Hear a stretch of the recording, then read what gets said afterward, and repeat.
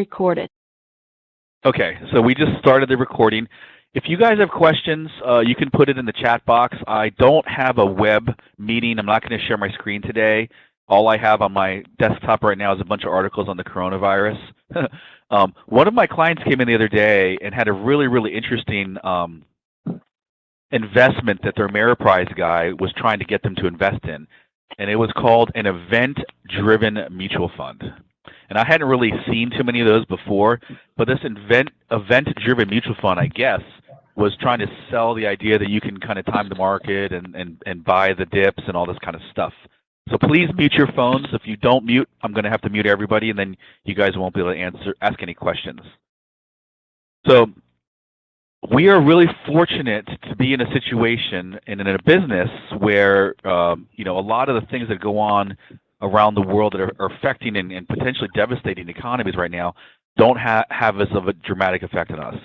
So I have not gotten a single call from a single client about the stock market or about the coronavirus. So I look at that as definitely a positive, but that doesn't mean that we should be sitting back and not being proactive and calling clients. So the first thing is, and I'll ask you guys, since you guys are all online, I got a whole bunch of people online now. What are you guys telling people if they do call you or if they're asking you about the coronavirus or the stock market? Any of you guys have been around for a while on the equity side. What types of conversations are you guys having right now? Does anybody have any thoughts or want to share any conversations you've been having with clients? I did talk with one guy in Florida, one of our advisors, one of our good partner friend advisors, who actually said that he's been calling clients and asking them how they felt about what was going on. And I thought that was an amazing idea. So in 1 week, I don't know how many clients he called, maybe a dozen or so, but he said when he called his clients and asked them how they felt, he actually got 2 referrals out of it. So there usually isn't any bad activity when you reach out to a client. But, obviously, if you guys don't have any input, my general feeling is nobody has any idea what's going on. Nobody has any idea how long it's going to last. Nobody has any idea how the market's going to react. They try to stimulate the marketplace, obviously, by reducing interest rates. And, now we hear that entire countries like Italy are shutting down all public transportation. A lot of colleges in our country, including the one that my niece goes to, are basically sending kids home. So she's coming back home from Massachusetts. Please mute your phones if you're not talking, because you're giving me some feedback on this recording. Please mute your phone. Jonathan, okay. Yeah. Yeah. So they had a guy that was, showing him, the annuity and what have not, and then he's going to get it, and then he's going to buy into it and put in like 200 grand, and then he since the market went down, he's like, I don't want to put any money in now because I need right. Right. So that's a great point. So do you remember, Tom, off the top of your head, which product you were using? Actually, don't answer that question. It doesn't matter to me. Sorry, don't answer that question. So that's a great thing. And you're not the only advisor, Tom, that has asked me about that. And here's what I would say to you. In general terms, our products and the types of fixed index annuities that we use are designed for this exact type of market condition. So we don't know whether this market volatility is going to go on for a few months or for a few years, but that's one of the reasons why I really like to focus on the indexes. There's 2 different indexes that I like to focus in on. I like to focus on the indexes that sort of tend to make money no matter what. And I'm not going to necessarily go into product too much, but there are some global indexes that have no fees and no caps and no spreads. So if you're not familiar with them, you can call whoever your wholesaler is or me or whatever. But some of the global indexes that don't have any caps, fees, or spreads, they sort of are in that kind of tend to make money no matter what category. And it's a really good way to position money that people have as a complement or supplement to what they have. So let me just say that the majority of our clients' portfolios are tied to the U.S. domestic stock market.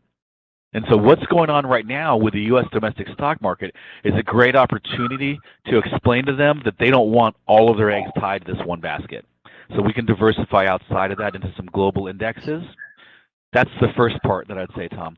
The second part that I would say is if you have indexes that have no caps, then you are going to catch all the upside and you'll get the market recovery, but you won't have to deal with any more of the volatility on the downside. So there probably isn't, yeah. That's exactly what I said. I said, the S&P index is down, and by keeping your money, where it is now, it can go further down, or you can transfer some of your money into an index, and since it has a floor, you start at that floor, and then when the market rebounds, then you're going to get most of the upside of the rebound. So now's the time. That's exactly. Yeah. So let me add two other thoughts to that, Tom. The other thought besides that, which is actually very, very important, is the idea that the products that are available today are not going to be available tomorrow. So we are able to offer some of these products without fees, without caps, or without spreads, or whatever you're selling. The way that it's structured right now, everybody's repricing products because they're taking a bath on these things. So what we can offer tomorrow, next month, next year, the products are going to get worse. So the more volatility that happens, the higher the fees are going to get, and the less opportunity the clients are going to have to take advantage of the really, really awesome products that we have right now. The products are always the best when the market's doing well, right? So that's really the best time for us to reposition our clients. So I think part of the discussion that I like to have with my clients is, when is the best time to start redistributing your wealth into these other types of products?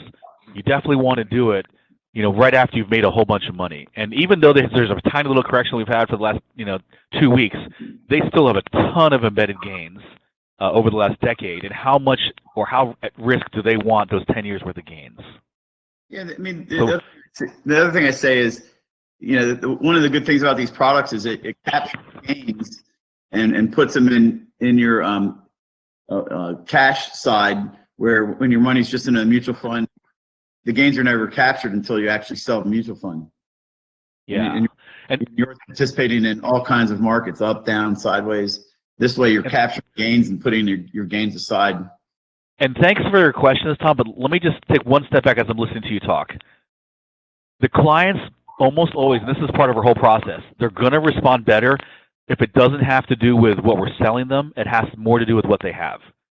So let's go back and rewind for a second. So a client says to me, hey, I want to wait for my money to come back. And then I would say to them, I was a broker on Wall Street in 2000. And a lot of my clients said the exact same thing to me that you're saying to me right now. Because the market it had a negative correction of a little over 10% in 2000. And for those clients that we didn't reposition, what do you think happened to their money over the next 2 years after that? Do you remember? And so that negative 10, do you remember what happened in the second year in 2001?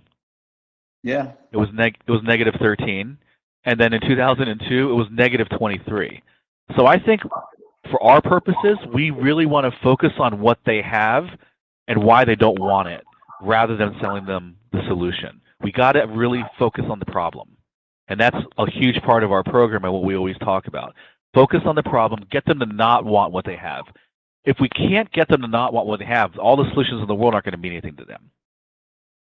So let's see if we can step back with some of our clients that are maybe on the fence or have sort of said, hey, I want to hold off, and see if we can get them to not want what they have. Focus on the history, focus on, well, yeah, this has happened now, but where is the path leading to? The coronavirus is not it's a global event. It's a very unusual situation because it's affecting everybody everywhere, and it's not like they're going to develop a vaccine tomorrow and it's all going to be fixed, right? And then on top of the coronavirus, we have this election stuff. It was funny. I was watching I wanted to see some of the results from the primary elections last night, and there was nothing on the news about the primary elections. I was like, you got to be flipping kidding me! It was all coronavirus. But once this stuff gets settled, we still have a bunch of political turmoil coming down the pike. And, I really believe that this is an incredibly volatile time that we're heading towards, and nobody has any idea whatsoever what's going to happen. So how would you want the bulk of your assets for retirement positioned if we're in an incredibly volatile environment and nobody has any idea what's going to happen? Where do you think we should be? And I think that type of conversation, will give us some really good leeway with some of our clients. So that's a great conversation to have. Hopefully that's helpful to you guys. One of our other advisors called me and said, hey, they're going to start a brand new workshop talking about these sort of event-driven market corrections.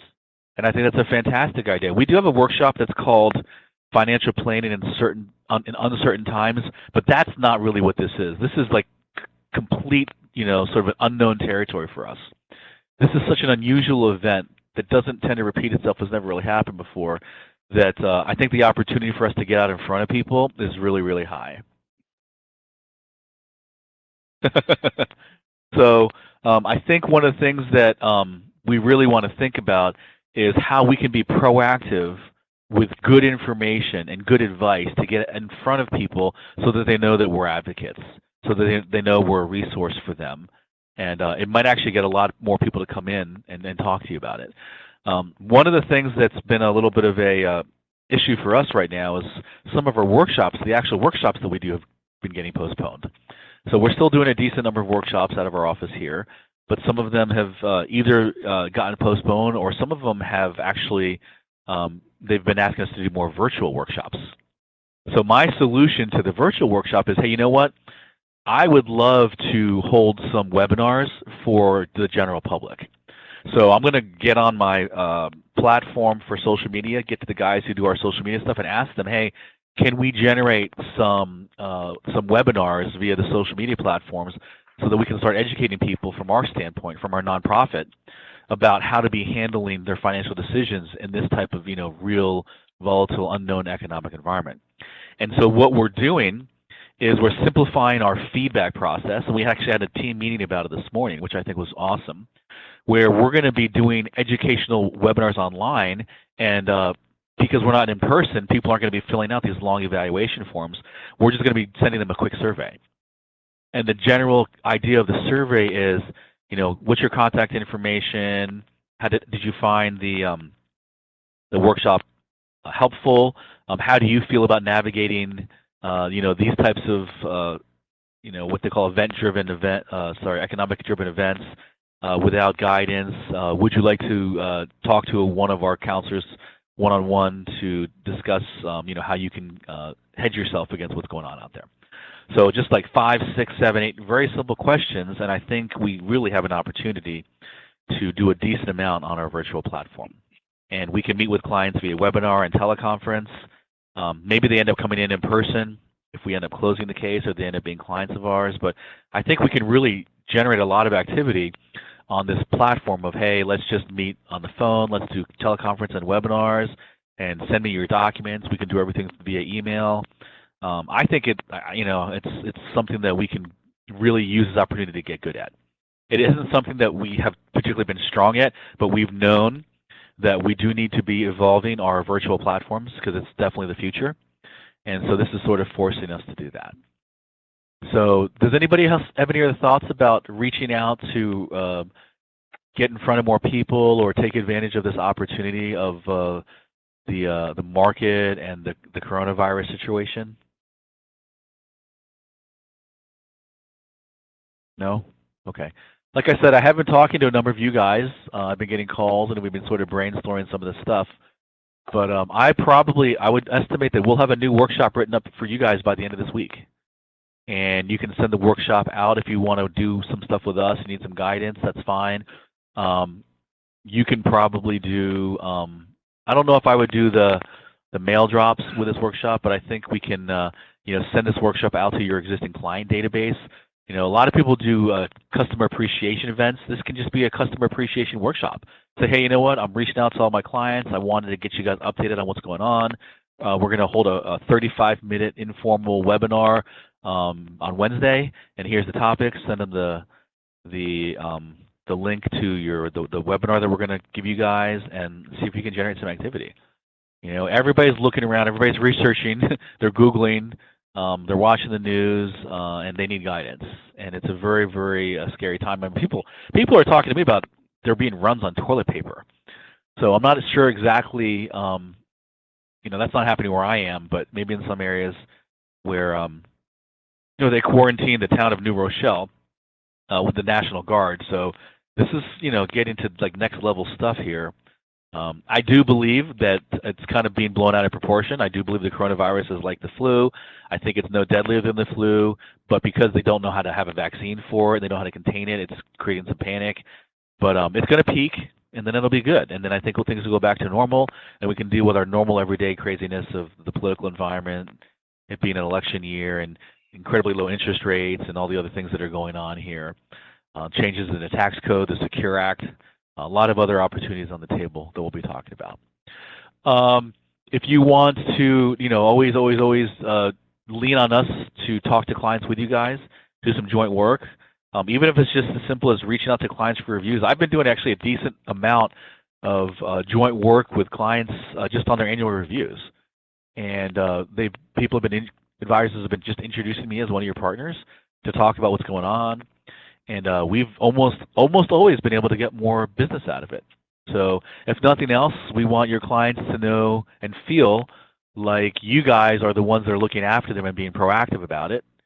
Very important. But then in addition to that, that you cared enough to add another member of your team to the table to get a second look at stuff and to get a different perspective on stuff, maybe to go more into the estate planning, Secure Act type stuff, maybe go more into the tax planning. Whatever your expertise is, you will always remain the expert in that area. I had an advisor that I did a client case with the other day, and he had sold them some insurance and some annuities, and I really positioned that advisor as the guru of everything that has to do with insurance and annuities. And I was just there to give them some additional ideas now that they're sort of entering into the next phase of their life. It went over really well, and the client's given us another $400,000.